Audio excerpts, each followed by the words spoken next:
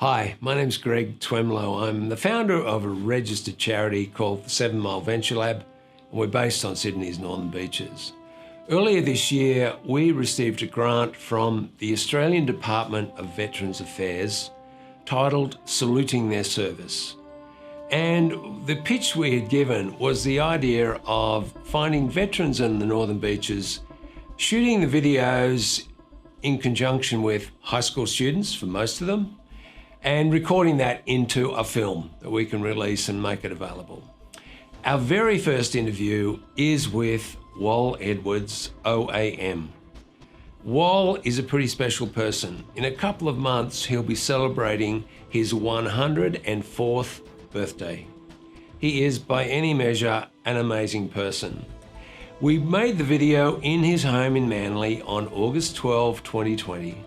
And we were very delighted when our local Member of Parliament, James Griffin, agreed to be the interviewer. It was a fantastic afternoon.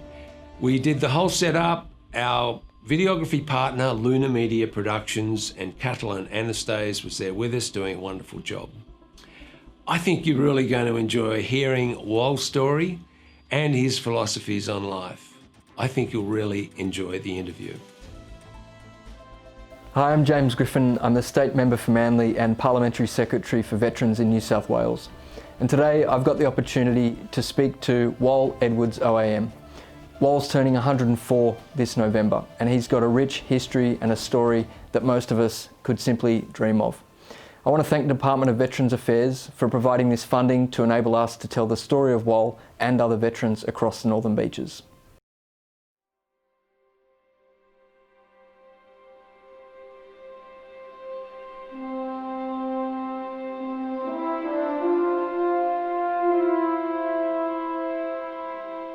Well, I happened to be a little bit older than most people. On the 3rd of September 1939, I happened to be 23 years old. I thought, oh boy, this is mad, this Hitler and what he's up to and whatnot, and where's this going to end? And from then on, you want to know when I was first called up, because it was 3 years after that. You see, I came from a very poor family, lived in Newcastle, Hamilton, and we went through the Great Depression. And where a lot of people had no money. They were suffering that much that I had to leave school after doing the intermediate certificate and come down to Manly to live. You can think about that. Yeah. That's coming from hell to heaven on earth. Well, a lot of people will and I was wondering what it struck. No, as a member for Manly, I share your view. You did come to heaven. That's right. It's a great place to live. And it is. How different was it back then when you got here? Oh yes, it's fantastic because I saw the surf and then I saw the pool, and don't forget I was only about a bit over 15 then. I thought, this is great. And they used to have a circus in Gilbert Park. Yeah.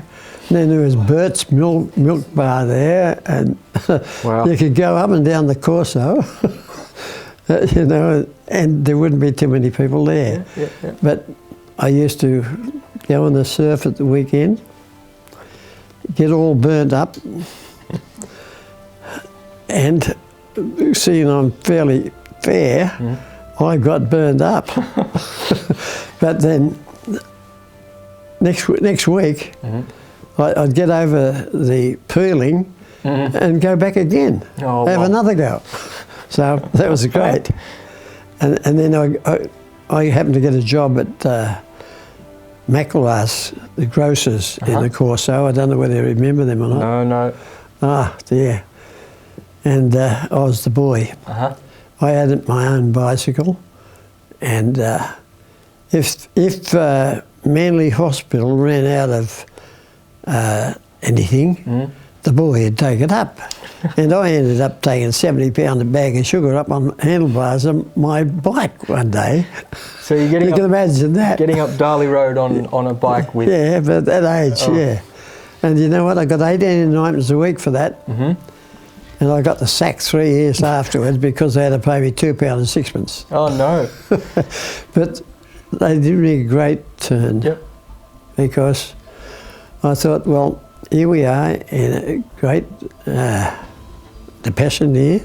I got the sack. I went up to Waters Cash and Carry and I said, hey, Mr. Curry, do you want to make more money? He said, everyone does, son, these days. I said, would you give me 10% if I bring in orders for you and you deliver them? He said, yes. And that, within about 3 or 4 weeks, I was earning twice as much as what I was earning at Mackelras. So I went back to Aussie Rear, and I said, thanks for giving me the sack. He said, why? I said, I've learned a lesson. I'll never ever work for a boss again in my life. I haven't. Here we go. Well, so was it that bad back then? I mean, I think one of the amazing elements of being able to talk to you is to really get an appreciation and an understanding of how bad things were. I mean, we can read about it in a history book. They were tough, and I'm very sad to think of what's going on now with this COVID-19 and the number of people that are losing their loved ones. What for? Why? And the trouble is, it's just around the corner. You never know who's going to get it, do you? Do you feel any parallels between how people and communities came together and supported one another during war or depression, and at the same time today with COVID? Are there any similarities at all that you see? Well, yes. It's getting to a stage where people do care what's going on. They do. And they want to contribute. And that's good. And that's very much what your life has been about, service in many different forms. Yes, that's it. I mean, after all, I did join Rotary in 1965, and I'm still in it. And the motto is service of ourself.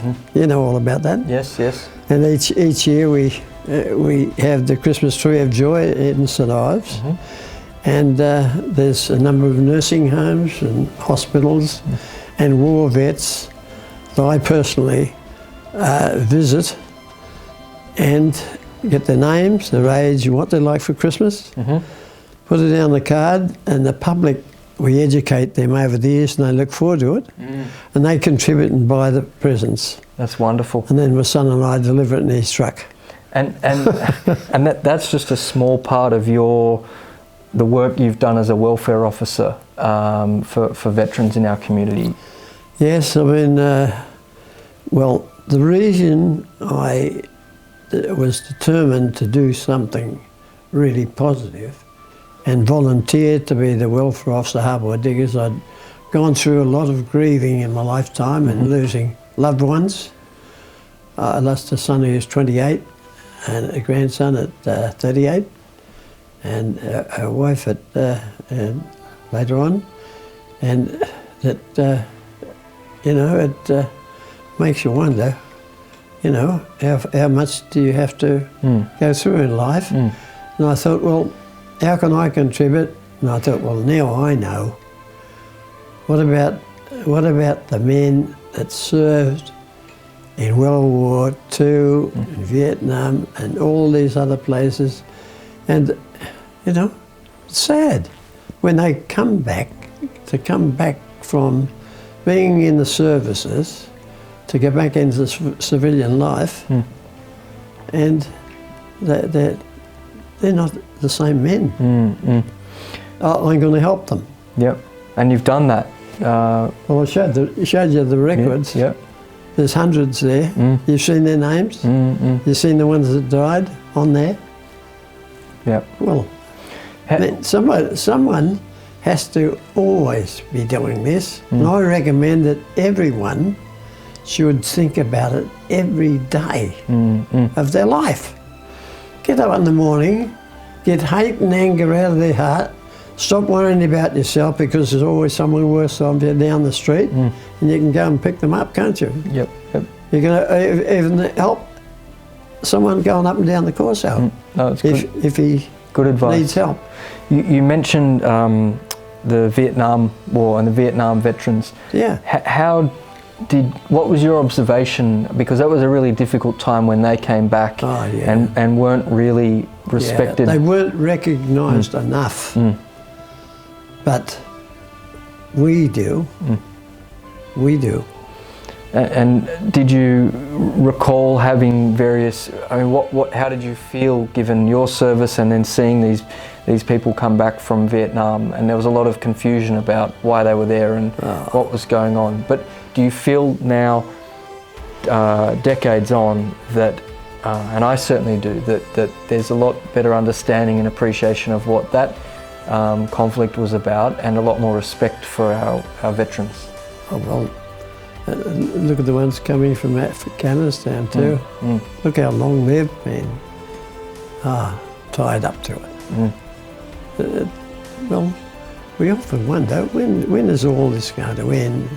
And when are the ex-servicemen going to be recognised as a human being? For them coming back, I mean, people in civilian life, they cannot realise what it's like, because you've only got to be in it for a very small time to know, hey, I'm not in charge of anything. I can't do anything. I'm subject to someone else giving me orders.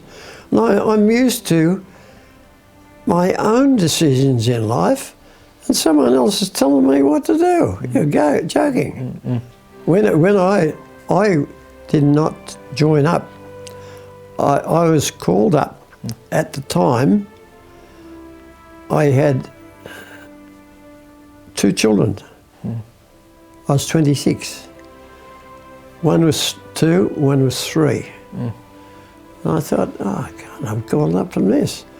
Here I am. I went through the Great Depression. I worked hard. I own this house, and I own the house next door, and I feel as though I'm secure in life. I made it. Yep. And here I am. I'm called up to serve the country, which someone has to. But for me, it seems, it's a bit unusual to earn something like 6 shillings a day. They're talking about. Well, I can earn plenty of money outside. Yep. But see, that happened. But then I changed my mind. You know what changed it? What? Okay, the Japs came into our harbour and started mucking up. That was about a month after I was in the army. I thought, oh, hey, I'm not going to be called a choco now. I joined the AIF. So it was that moment. That moment. The mini subs came into the harbour, and yes. So that prompted you to say, right, enough's enough, and off you went. Yeah. And had to say essentially goodbye to your 2-year-old and. Or you had 2 and 3-year-old. Yeah. That must have been a very difficult decision to. Well, it wasn't a decision of mine. I was called up. We had to go in then. And then, so that war then takes place. How did you feel when it was all over? Well, I felt, oh dear. Well, at last I can start living again like a normal human being. But I felt as though, nobody seemed to care too much about whether you had been a soldier or whether were just living an ordinary life. So I wandered around and was thinking about what I'll do and what I won't do, and I sold the 2 houses I had in Leichhardt, and I built another one in Lane Cove, and I was there for a few years. Not many years there, but then I was asked by manager of a tannery, his name was Bill Duck, he said, "Well, I see what you're doing for your place there, you've got a nice garden and everything, you're a good worker." He said, "Well, I'd like to go into partnership with you in a dairy farm." I said, "Dairy farm?" I said, "Look, I've been used to sleeping on the land, I love the land." I said, "I've been living in tents for 4 years, you know, and all of this. Well, I think it's a good idea too." So we went up and down the country, and we found a place down in 200 acres down at outside of Cabargo, at Coolagolite. Yep. And there was 56 milking cows, and because I hadn't had anything to do with a cow, but now I love cows. I can look them in the eye and say, "Oh, you're beautiful." So you go from no experience with cows or dairy farming to your mate getting in touch and saying, "Right, let's do this." That's right, but what about this though? Yeah. We hadn't been there for very long, and the machines broke down. So you can imagine milking 56 cows between the two of you twice a day. So was there anything that you could reach inside yourself and that you took from your service in the army that helped you when the machines broke down, even just being resilient? Oh yes, yeah. About thinking, look, I've got to get the job done. You just accept it. That's the thing. Whatever happens in life from then on, you just accept it and say, "Well, I'm not in charge of anything." Yep. And but then I didn't last too long doing that. I was doing the pasture improvement in a Ferguson tractor. Well, you know, if you go up there a little bit of incline like that, you can go back like that. Well, if you're experienced anyway. Yeah. But I got the job done, fertilising the paddocks, and Bill was mending the fences and putting new fences up. And we improved the property so much, we entered the dairy competitions for the South Coast, we won it. Wow, there you go. And how long after setting it up was that? A couple of years? That was the next year. Wow. Anyway, I sort of sold out to Bill. I thought, I'm not going to do this for the rest of my life. Yep, moved on. And I wandered around and went to various places and did other various things, and I thought about real estate, and I did. I got a job with Austin Brummer. He had been a prisoner of war, and he had a business in Epping, and he wanted someone to help him. And I helped him so much that I sold 7 houses in one day. Wow. An accumulation of people that I'd shown houses to. But that went on a bit. Austin had married a lady who had a grown-up family and was sending them to boarding schools and things like that, and he had to make money to keep her going. Expensive, yeah.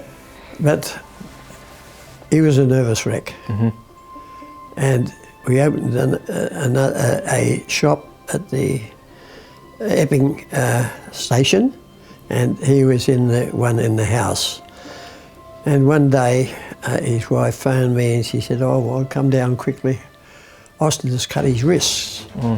So I raced down there, and Austin was in the shower with an empty Scotch bottle and a bottle of pills. And he was dead then. Gee.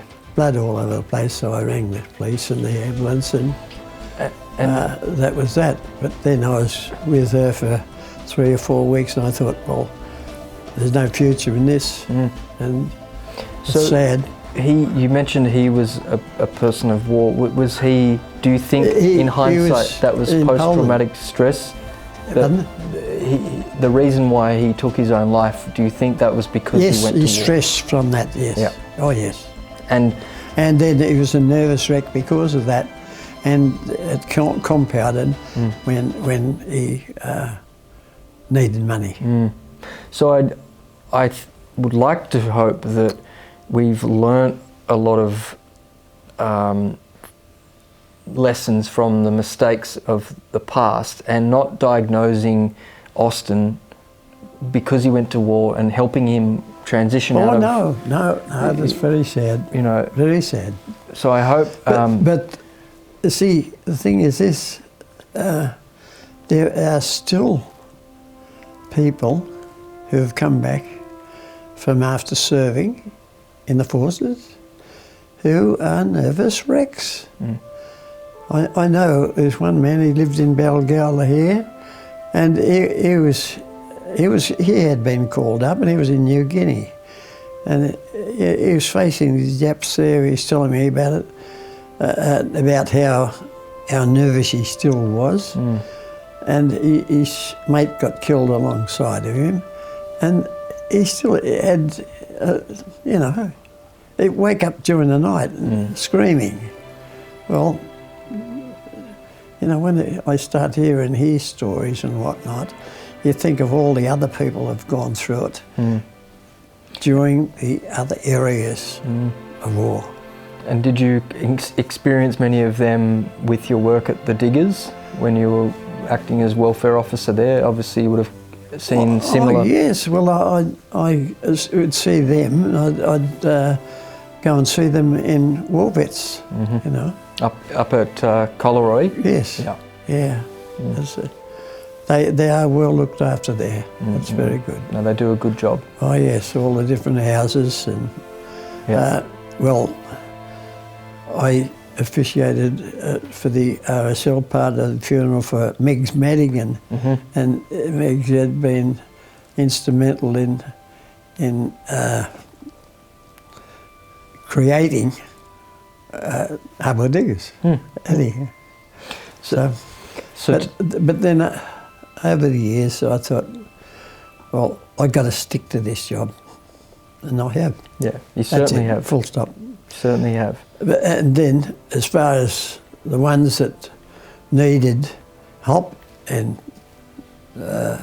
with Department of Veteran Affairs, I told you about that before, how I represented them and worked hard on a number of them, and the files, some of them are that thick, you know, that I've got in the cupboard. Yeah, well, I'm sure their families and... They have been cooperative with me, department.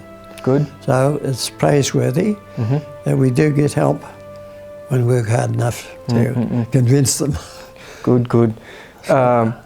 So what about some, if you had three tips for people that want to live a long and fulfilled life, what would they be? What now that you're, you know, not far off your 104th birthday, what are the three things that people can take from your knowledge to give themselves a fulfilled life?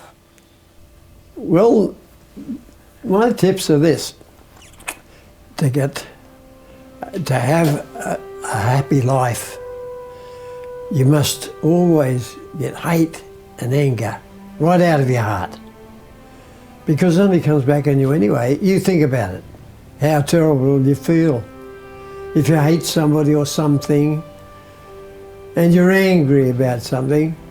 You only feel bad yourself after it. You don't feel good.